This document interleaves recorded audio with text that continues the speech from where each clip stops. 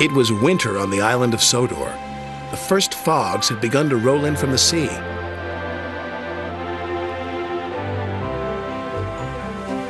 Thomas, Annie, and Clarabelle loved the quiet of Misty Valley, but Thomas must be careful of rocks that sometimes roll onto the tracks.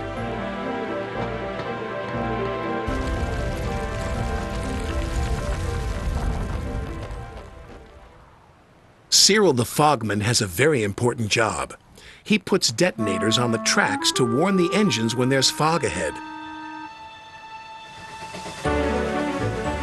Ooh, shivered Thomas as he ran over the detonator. That made my axles tingle.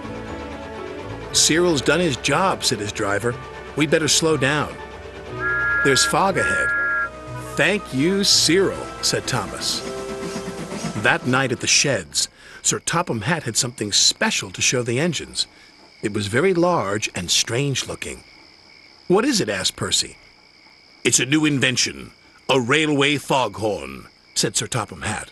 It warns you when there's fog ahead, like this.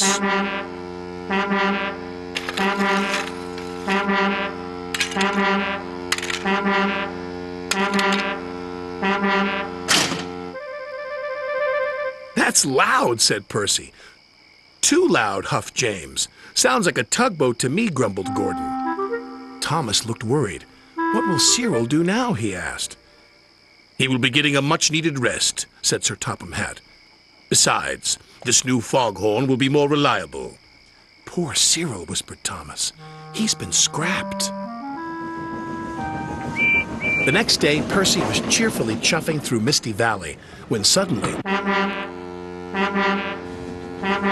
Oh, jeepers, exclaimed Percy. That foghorn is so loud it rattles my dome. And it doesn't even make my axles tingle. Still, we'd better slow down, said his driver. There's fog ahead.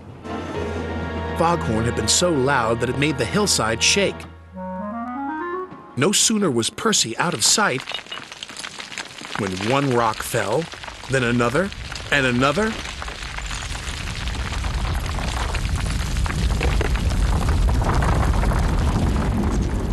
Before long, the track was blocked,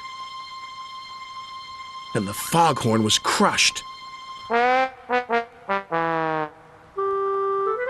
Not far away, Thomas was happily puffing right on time.